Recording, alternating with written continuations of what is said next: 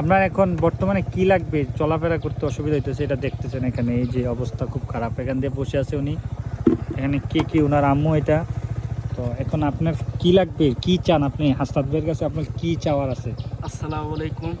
হাসনাত ভাইয়ের কাছে আপনার কি চাওয়ার আছে, যেটা চাইলে পেলে আপনার চলাফেরাটা সুবিধা হয়? আমার আমাকে শোয়া দেবো, যদি আমাকে একটা মোটরের টাকা দেন বা ঈদে আমাকে হাউস বানিয়ে আমার পার্সেল ভাবে আমাকে গোসল করে আমি একটা বাড়িটাই বাথরুম কেন আপনার নিজের কাজটা আপনি নিজে করতে পারেন, কারোর আর হেল্প না লাগে? হ্যাঁ, জি জি। এটা করতে কেমন টাকা লাগবে এটা আনুমানিক? আমার টার্গেট 20,000 টাকা। 10-20,000 15-20,000 টাকা হলে সুন্দর। হ্যাঁ, জি। তা আপনি এখন এটাই চাইতেছেন না? জি। তা আপনার হাসনাত ভাইয়ের কাছে চাওয়া আছে কোনো? এরে আমার যথেষ্ট পরিমাণ। আলহামদুলিল্লাহ। তবে আর যদি পারেন আমার মানবজাতির কাজ যদি দয়া করে আর টিসিবির একটা কার্ড করলে এনাফ হবে না?